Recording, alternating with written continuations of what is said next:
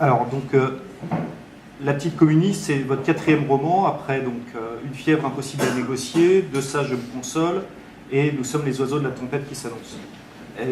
Alors, il est à la fois très différent des autres, et comme tu disais, il y a beaucoup de thèmes qui viennent ici se rejoindre, mais il est différent, il est plus sec comme livre, il est plus... on a l'impression que tu as coupé plus, il y a un effort formel comme ça assez important. C'est un livre qui a 2 parties, une première partie qui est la plus longue, donc une succession de chapitres courts qui partent du moment originel que tout le monde a vu à la télé, c'est-à-dire ce moment du 1,0 à Montréal en 1976. Et moment dont on a l'impression qu'il faut quand même faut lui faire un sort dès le début, parce que sinon ce sera... Voilà.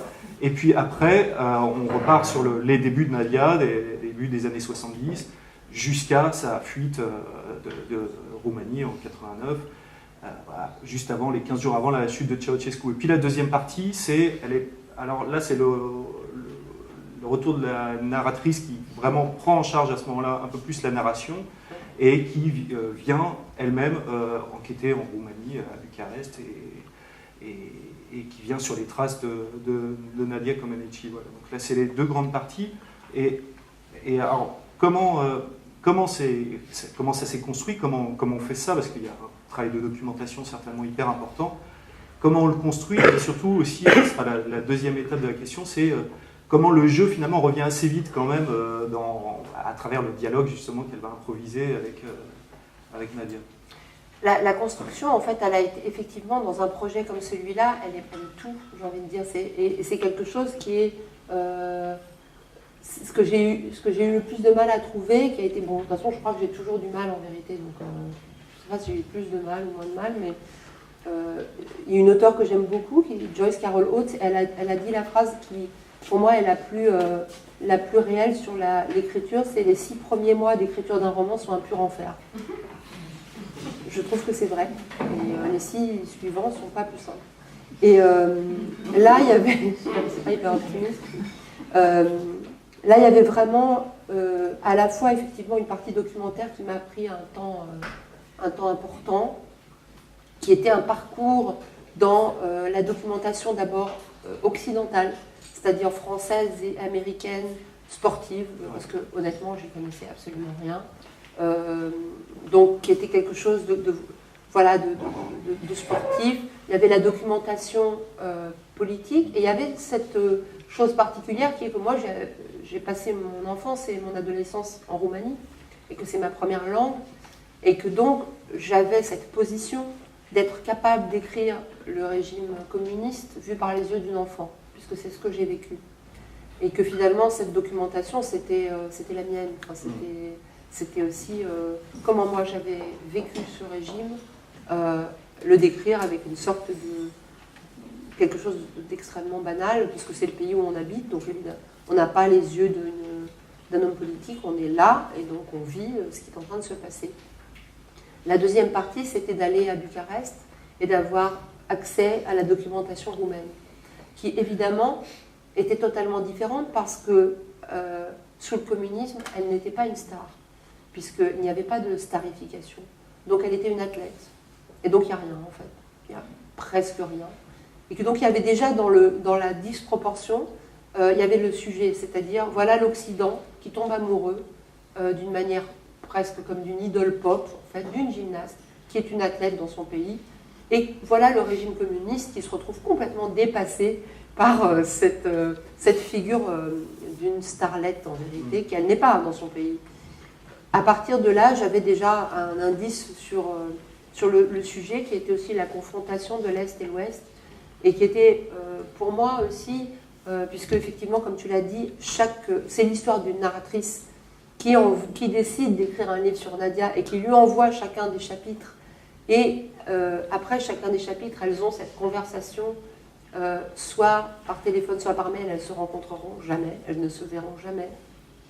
Et pour moi, il y avait dans ce dialogue l'occasion aussi, un peu fourbe, de pouvoir parler de ce qu'a été le régime communiste roumain d'une manière un tout petit peu différente.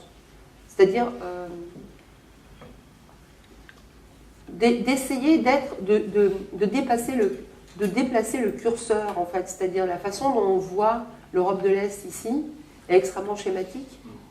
Quand je suis arrivée ici, j'avais le plus grand mal à faire admettre aux gens que je n'avais pas vécu un cauchemar. C'est-à-dire qu'on voulait absolument que je raconte des choses épouvantables, et je n'avais pas vraiment de choses épouvantables. Alors, je cherchais, mais je n'avais pas de choses épouvantables à raconter. Bien sûr, j'étais petite, je n'étais pas une adulte, voilà. Mais j'avais aussi des choses bien. Et il y avait l'impossibilité d'entendre que c'est complexe, et que, effectivement, ça n'enlève rien à l'épouvantable régime de Ceausescu des années 80, mais de fait, il y avait aussi des choses bien. Et le sujet du roman est aussi ça, et aussi, oui, ça c'est terrible, mais en même temps, il y a ça. Et moi, j'avais envie d'être parfaitement capable de dire les deux. Mais cette construction-là, j'ai raté une première version d'abord. J'ai fait une version qui était un ratage.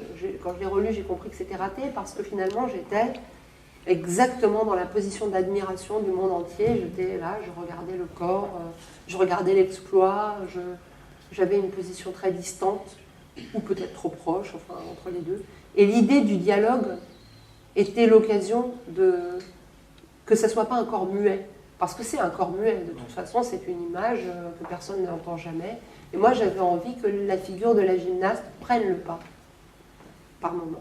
Donc dans la première partie, il n'y a pas de dialogue. Enfin, dans la première version, il n'y avait pas de... Dans la première version, enfin, je n'avais pas tout fini quand même, oui. mais il n'y a pas de dialogue. Et à un moment donné, effectivement, je me dis, bah non, ça n'a pas de... C'est pas ça, c'est pas bien.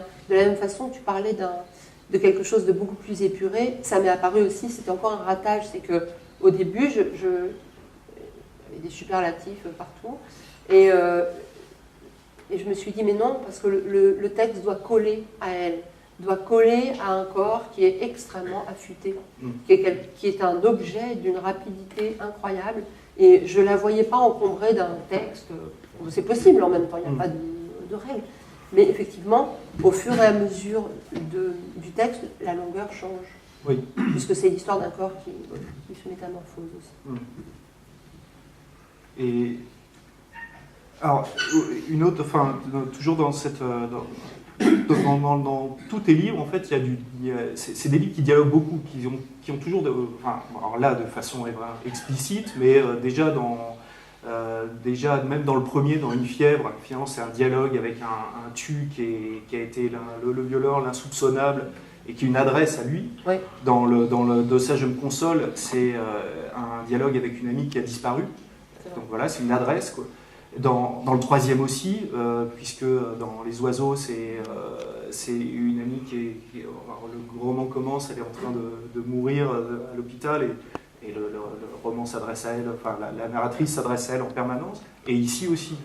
On a l'impression, enfin c'est ça que j'aime moi dans tes livres et dans ton œuvre, c'est le fait que ce soit, contrairement à la littérature en général qui est plutôt... centré sur elle, ou qui discute pas forcément avec un ailleurs, avec un autre. Là, il y a toujours une adresse. Et aussi, dans ce jeu qui revient, dans cette possibilité, la possibilité, c'est ça, d'un rapport aussi égalitaire, de ramener de l'égalité, de sortir de... C'est-à-dire qu'on n'a pas du tout une biographie, en fait. On n'a pas du tout ni un documentaire, ni... là, il y a un dialogue, quoi. Enfin, c'est une dimension qui semble vraiment importante. C'est drôle parce qu'en fait, j'ai envie de dire bravo pour cette lecture, parce que moi, j'ai jamais réalisé ça jusqu'à aujourd'hui. Mais non, mais c'est génial quand quelqu'un est un grand lecteur et que d'un coup, on se dit, mais oui, c'est vrai. Et maintenant, il faut que j'ai dit ça. Ok. Mais c'est vrai, et je veux dire, là, dans La Petite Communiste, effectivement, pour moi, parce qu'on me parle toujours du personnage de Nadia, mais pour moi, le personnage qui fait le plus de mouvement, c'est la narratrice. Parce que la narratrice, elle est obligée de sortir de toutes ses certitudes. C'est-à-dire qu'elle est quand même bien malmenée, et elle arrive, elle est pleine de bonne volonté, elle va faire ce livre, elle sait, elle va lire. ça discute, voilà, elle lit énormément, elle se documente, et puis finalement elle comprend qu'elle ne comprend rien, et que le sujet en face d'elle n'est pas du tout disposé à se laisser écrire, et que effectivement elle va devoir, alors physiquement elle fait carrément le voyage, mais elle va être celle qui bouge vraiment, beaucoup plus que la gymnaste. Ouais. Effectivement.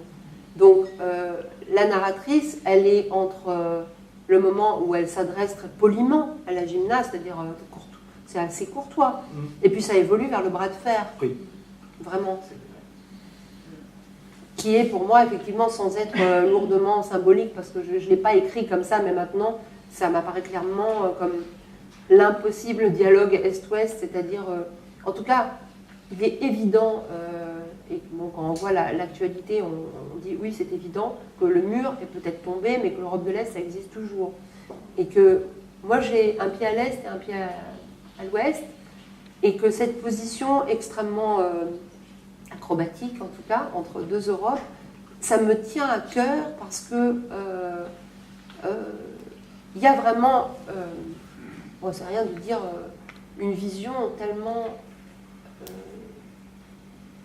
ne sais pas comment dire, ethnocentrée, enfin, il y a quelque chose, moi j'avais très envie de dire des choses très concrètes, en vérité, sur l'Est, c'est-à-dire j'avais envie de dire des choses un petit peu gênantes peut-être, qui sont par exemple de dire oui, c'est vrai, ce que vous avez vu est vrai, il n'y avait pas à manger beaucoup dans les années 80, mais seulement dans les années 80, et de ce fait, on faisait la queue pendant 4 heures, pendant 5 heures, ce qui était vraiment épouvantable, parce que ça prenait un quart de la vie des femmes, pas des hommes.